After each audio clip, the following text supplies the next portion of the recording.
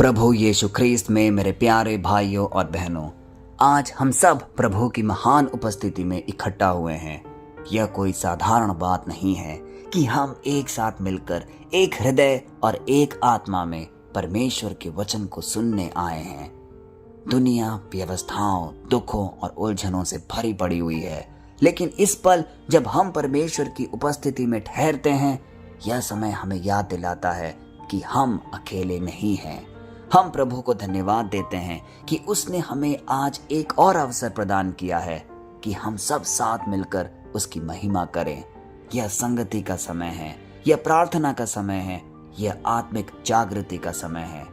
जब जब हम एक साथ मिलकर एक स्वर में प्रार्थना करते हैं तो न केवल हमारी आत्मा जागृत होती है, बल्कि परमेश्वर का आशीर्वाद हमारे घरों और परिवारों तक पहुंचता है। प्यारे भाई और बहनों, आज का वचन जो हम अध्ययन करने जा रहे हैं वह हमें इस बात का एहसास दिलाता है कि पिता परमेश्वर की उपस्थिति हमारे साथ निरंतर बनी रहती है। चाहे वो दुख, पीड़ा या निराशा का समय हो, वह हमें कभी अकेला नहीं छोड़ता। तो आइए आज के वचन को सुनते हैं और उस पर मनन चिंतन करते हैं। वचन कहता है, तब एक हाथ ने मुझे छुआ और मुझे मेरे हाथों और घुटनों पर उठा दिया और उसने मुझसे कहा, हे दानियल, उन वचनों पर ध्यान दे जो मैं तुझसे कहता हूँ। उठकर खड़ा हो जा, क्योंकि अब मैं तुझ तक भेजा गया हूँ। और जब वह मुझसे यह वचन कह रहा था तो मैं कांपते हुए खड़ा हो गया। आज का वचन अत्यंत शक्तिशाली और प्रभावशाली है। इसके कई पड़ाव है जो हमें अध्ययन करने होंगे। पहली इंपॉर्टेंट बात, दानियल की दशा। वह थका हुआ था, टूटा हुआ था और डर के बोझ के तले दबा हुआ था। जब हम इस प्रसंग को देखते हैं तो दानियल एक ऐसे समय में था जब उसकी आत्मा भारी थी। वह प्रार्थना और उपवास में था और परमेश्वर की उपस्थिति को खोज रहा था। लेकिन सच्चाई यह है कि जब परमेश्वर की महिमा का दर्शन होता है तो मनुष्य का शरीर और आत्मा कमजोर हो जाती है। कितनी ही बार हमारे जीवन में भी हम ऐसा ही कुछ थका हुआ महसूस करते हैं। जब प्रार्थनाएं लंबी लगती है पर उत्तर नहीं मिलता, जब घर में शांति नहीं होती, जब आर्थिक बोझ हमारे कंधों पर भारी पड़ता है, जब बीमारी हमें तोड़ देती है। ठीक उसी तरह दानियल भी टूटा और डरा हुआ था, लेकिन तभी एक हाथ ने उसे छुआ।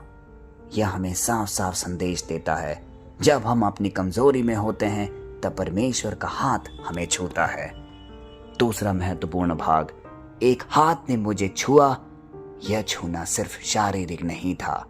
यहाँ एक हाथ सिर्फ शारीरिक स्पर्श नहीं है, यह परमेश्वर की दिव्य उपस्थिति का एक अद्भुत प्रमाण है। यह छूना दिल को छू जाने वाला है। यह छूना हमें याद दिलाता है कि चाहे हम कितनी भी गहरी निराशा में हो, परमेश्वर हमें उठाने जरूर आता है। आज शायद आप महसूस कर रहे हो कि आपकी प्रार्थनाएं सुनी नहीं जा रही, लेकिन इस वचन के द्वारा परमेश्वर कहता है, मैंने तुझे सुना है, मैं तुझे जानता हूं और मैं तुझे छूने आ रहा हूं। इसका संदेश स्पष्ट है।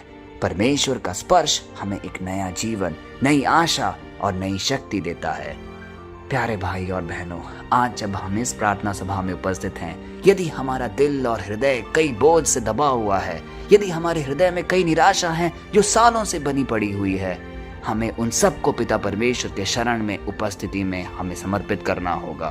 क्योंकि पिता परमेश्वर आज हमें कहता है कि मैं तुम्हें छूऊंगा और तुम्हें उठाऊंगा और हम सब अपने कदमों में सुदृढ़ बनेंगे। तीसरा महत्वपूर्ण भाग, परमेश्वर दानियल को बुलाता है अत्यंत प्रिय। क्या हम जानते हैं कि यही पहचान आज हम सब की भी है? हम सिर्फ साधारण इंसान नहीं हैं, हम परमेश्वर की आंखों में प्रिय और अनमोल हैं। जब दुनिया हमें तुच्छ समझती है, परमेश्वर हमें प्रिय कहता है। जब लोग हमें छोड़ देते हैं, परमेश्वर हमें अपनाता है।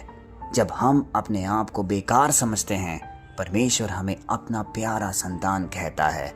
आज भी अगर हम अपने रोजमर्रा के जीवन में देखेंगे, ऐसे कई लोग होंगे जो अपने आप को हर चीज से अलग कर देते हैं। वो कह बैठते हैं कि मुझे अकेला छोड़ दो, मेरी परेशानी, मेरे दुख इतने असंख्य हैं कि तुम इसका निवारण नहीं कर सकते।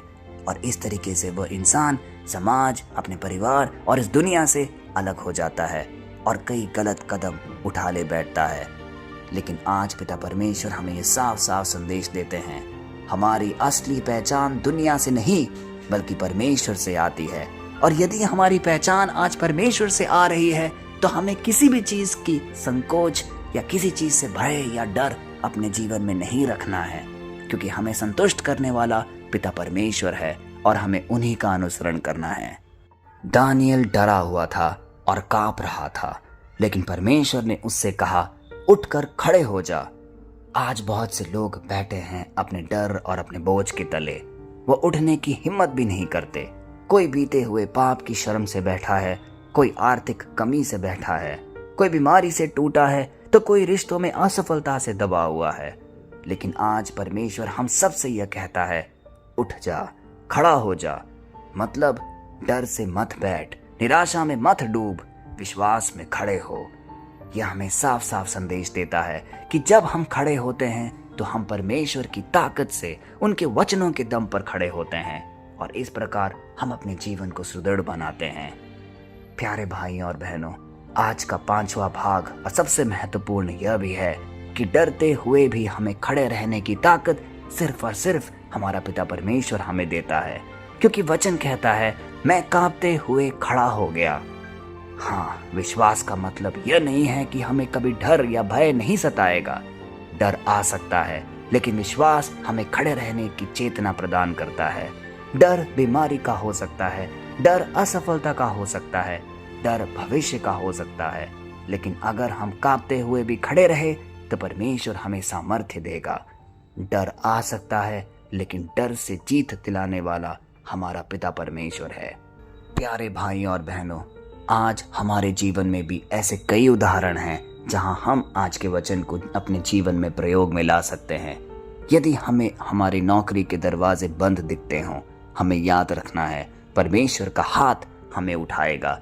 यदि हमारे परिवारों में कलह हो, हमें याद रखना है, परमेश्वर हमें प्रिय कहकर बुलाता है। जब बीमारी का डर हमें सताए, हमें याद रखना है कि कांपते हुए भी हमें खड़े रहने का साहस उठाना है, क्योंकि पिता परमेश्वर हमारे साथ निरंतर खड़ा है। वह हमें ढारस और धीरज प्रदान करेगा। आज यह वचन हमें याद दिलाता है कि हम अकेले नहीं हैं। जब हम गिर जाते हैं, परमेश्वर हमें छू कर उठाता है। जब हम निराश होते हैं, परमेश्वर हमें याद दिलाता है कि हम उसके प्रिय हैं। जब हम डरते हैं, वह हमें कहता है, उठकर खड़ा हो जा। आइए प्यारे भाई और बहनों, हम सब मिलकर आज ये स्वीकार करें, प्रभु, चाहे मैं कमजोर हूँ, चाहे मैं कांप रहा हूँ, पर मैं तेरे वचन पर सदा अडिग रहूंगा। मैं सदा खड़े रहने की कोशिश करूंगा, क्योंकि मैं जानता हूँ कि तू मेरे साथ ही है और तू मुझे निरंतर ढारस और धीरज प्रदान करता है। आइए इस विश्वास के साथ आगे बढ़े कि परमेश्वर का हाथ हमें हमेशा थामे रखता है। प्यारे भाई और बहनों, अगर यह वचन आपके जीवन को छू गया है तो आपसे निवेदन है कि इस चैनल को सब्सक्राइब करें और हमारे इस दैनिक वचन के साथ निरंतर जुड़े रहें, क्योंकि यही वह साधन है जिससे हम पिता परमेश्वर के समीप पहुंचते हैं। हमें यह भी निश्चित करना होगा कि इस वचन को हम कई लोगों तक पहुंचाएं, क्योंकि हम एक बड़े प्रेरिताई कार्य का हिस्सा बन रहे हैं और हमारा यह कर्तव्य बनता है कि कई लोगों तक हम पिता परमेश्वर के वचन को पहुंचाएं, ताकि उनका जीवन भी बदले, उनके जीवन में भी परिवर्तन आए और हम सब पिता परमेश्वर के सम्मुख प्रिय कहलाए। पिता परमेश्वर के नाम पर यह प्रार्थना हम रखते हैं, पिता, पुत्र और पवित्र आत्मा के नाम पर, आमीन।